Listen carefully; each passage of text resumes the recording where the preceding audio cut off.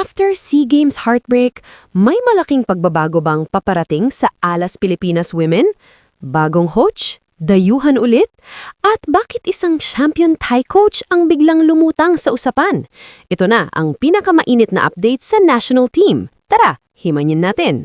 Matapos ang isa na namang masakit na SEA Games campaign kung saan ika-4 na pwesto lang ang inabot ng Alas Pilipinas Women, mukhang seryoso na ang PNVF sa pagre-reset ng buong programa. At unang hakbang, posibleng palitan ang head coach. Kinumpirma mismo ng incoming PNVF president na si Tony Boy Liao na nasa drawing board na ulit ang national team at kasama sa pinag-uusapan ang future ni Coach Jorge De Brito na matatapos ang kontrata sa end of 2025. Sabi ni Liao, "Most probably we will change him to another coach." Ibig sabihin, malaki ang tsansa na bagong sistema at bagong direksyon ang Alas Women sa susunod na taon. Ayon kay Liao, option pa rin naman ang Filipino coach, pero aminado siyang mahirap ito sa ngayon. Lahat ng magagaling na local coaches, busy sa PVL, busy sa UAAP at NCAA, at may kontrata sa club teams. At tandaan, punuan ang international calendar ng Alas, AVC Women's Champions League, CV League, Asian Championship, at Asian Games. Kaya priority ng PNVF ang available, full-time at may international experience. At dito na papasok ang pangalan na pinag-uusapan ngayon, Anusorn or Thai Bandit. Oo, siya yun, ang Thai coach na champion sa halos lahat ng teams na hinawakan, dating coach ng Ateneo Lady Eagles, nagbigay ng UAAP titles sa Ateneo at kamakailan lang ay pinangunahan ng crisscross sa first ever Spikers Turf Championship. Ayon kay Liao, nasa wishlist siya. At hindi lang basta wishlist, top priority talaga. Good news? Mutual interest ang usapan. Ibig sabihin, gusto ng PNVF at interesado rin si Coach Thai. Mas lalo pang gumaan ang usapan dahil ayon kay Liao, open at supportive ang Thai Federation. Sabi niya, nakausap na raw niya ang Secretary General at Executive Director ng Thai Federation at walang problema sa kanila kung tutulong si Coach Thai sa Pilipinas. Isa na lang ang hinihintay. Go signal ng Ribisco Management. Dahil kasalukuyang head coach si Coach Thai ng Crisscross King Crunchers, kailangang pumayag muna ang management kung bibitawan siya para sa national team duties. Pero ayon kay Liao, nakausap na rin ito at si Coach Thai mismo ay very interested.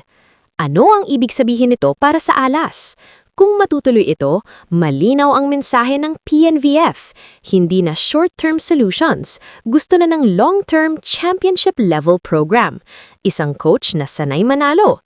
Isang coach na may sistema. Isang coach na kilala ang volleyball culture sa Pilipinas. At baka, ito na ang tunay na pagbabago sa Alas Pilipinas Women. Ikaw, anong tingin mo?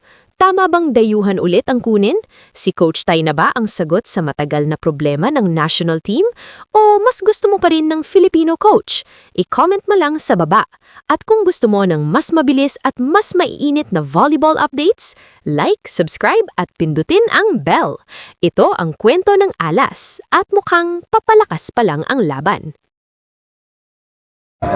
Nandito rin si Coach Thai, nakikita natin parati nanonood. Is he part of that list na... Yeah, nasa wish list siya. Ngayon, siyempre, depende kung i-release siya ng Ribisco. Kasi as we all know, naka-coach siya ng crisscross eh. So, meron din, may team din siya. Saka, maybe as everybody knows, I was the one who brought in Coach Thai sa Pilipinas, starting with Ateneo, and then kinuha siya ng Creamline, tapos kinuha siya ng Adamson for yung sa V-League, Collegiate, tapos crisscross. If you will say, medyo champion coach siya dahil lahat ng mga teams na binanggit ko, pina-champion siya. Hindi ko naman sila sabing swerte, natatapat talagang Ateneo, na back-to-back namin. Nag-creamline siya, ilang championship siya. Tapos yung Adamson, 1 season, napa-champion nga. Tapos ito lately, crisscross. So, we are trying to see kung papayagan siya ng Ribisco. I-release siya for the national team. So, yun ang one of the wishlist namin, no? In case napayagan siya para mag-coach. Nakausap niyo na po ba siya personally about it? Yeah, actually, I talked with him about this one. He is very interested. So, ang talagang go signal na lang is from the Ribisco management kung i-release siya. Dun sa, sa Thai Federation na nakapagpaalam. Yeah, Thai Federation, nakausap ko na yung Secretary General, Executive Director, very willing to help the Philippines. Kaya wala na tayong problema doon. Yun lang talaga Ribisco management kung i-release siya. Thank you, sir. Okay. Coach Tay. Doon ko ha. Oh, ito maganda. Doon. Kita. How about me, Coach Tay? Ano maganda? Git. Yo, maganda oh. Oh, eh. Hi, Coach. Lagyan mo ng mushroom. You miss me, ha? You miss me? You miss me? Taktang kabete. Oy, kunate, kudatay. Ready, ready, 1, 2, 3. Hazue, hazue, hazue, yeah, yeah, yeah. Hazue, hazue, hazue, yeah, yeah, yeah. Jumpa boop, jumpa booga, booga, boop. Happy birthday! Happy birthday also, Miguel.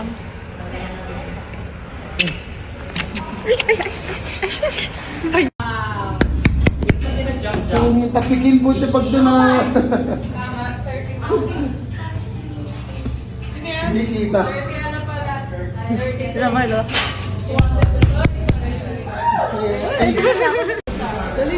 Get one scoop.